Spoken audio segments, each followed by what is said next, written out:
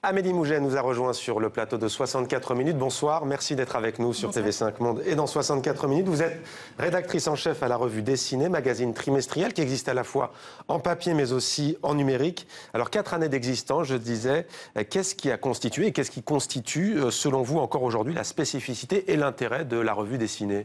Alors la spécificité, c'est qu'on marie deux univers très différents que sont le dessin, la bande dessinée et le journalisme. Donc avec les ingrédients de ces deux univers, le journalisme, l'enquête, le reportage, la rigueur journalistique, la recherche de faits, et de l'autre côté, la bande dessinée avec la créativité, la poésie, l'imaginaire et... Le résultat, très concrètement, c'est qu'on marie des journalistes et des dessinateurs de bande dessinée et on les envoie sur des sujets de société, d'économie, politique et leurs deux regards donnent naissance à un objet unique que sera un reportage ou une enquête en bande dessinée d'une 30aine de pages. Qu'est-ce que ça apporte, au juste selon vous, de mêler à la fois le journalisme classique et le dessin, la bande dessinée ? Alors, la bande dessinée, c'est déjà un formidable outil pédagogique. C'est un moyen de transmettre des faits qui parfois sont difficiles à assimiler de manière ludique, de manière... pas forcément légère, mais en tout cas avec une autre forme de narration. Au même titre qu'on peut écouter la radio, regarder la télé, on peut lire des bandes dessinées. Et c'est un média qui nous transmet des choses. On s'est dit que ce média pouvait être très pertinent pour nous transmettre un fragment de réalité. Et notamment pour les sujets complexes, les enquêtes économiques, on a fait des sujets sur les emprunts toxiques, les partenariats publics-privés.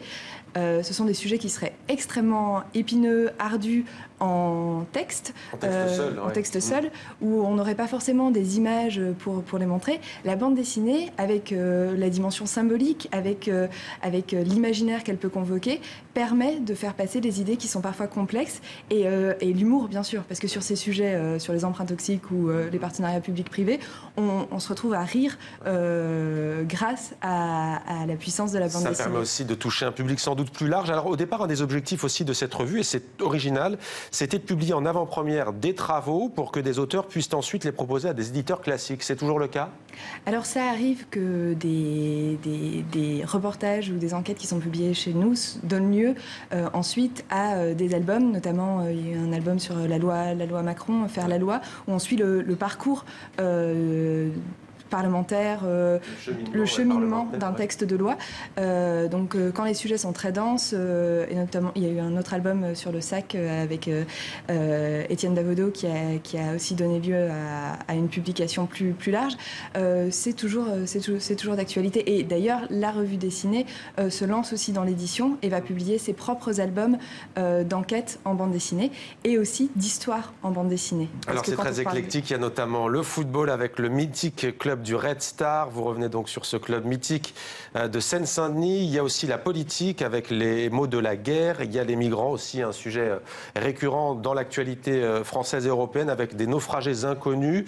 Le transhumanisme aussi, l'homme augmenté. Vous êtes intéressé au micro-lycée. C'est quoi au juste ? Alors le micro-lycée, c'est...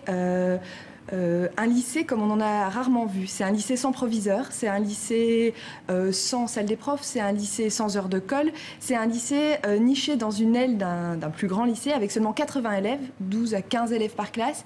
Et son ambition à ce lycée, c'est de remettre le pied à l'étrier aux jeunes qui ont décroché. Il se trouve où ce lycée ? C'est à Vitry-sur-Seine. Tout à fait.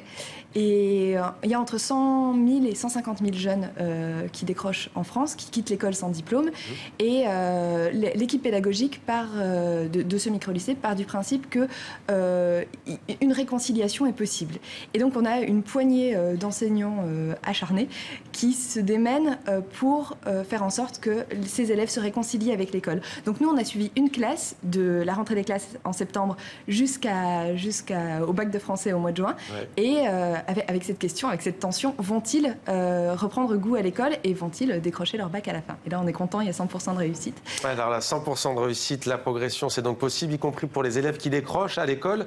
L'homme augmenté, le transhumanisme, pourquoi ce choix de la rédaction de la revue Dessinée ? Alors, on ausculte le présent, on a aussi envie de regarder vers le futur. Et ce sujet nous intéressait particulièrement parce qu'il soulève à la fois des questions éthiques, des perspectives vertigineuses. Donc le transhumanisme, l'homme augmenté, pour résumer, c'est demain il ne s'agira plus de réparer l'homme quand il aura un bras cassé, il s'agira d'augmenter son potentiel. On peut imaginer une vision nocturne, on peut imaginer des membres commandés par le cerveau, des membres bioniques commandés par le cerveau.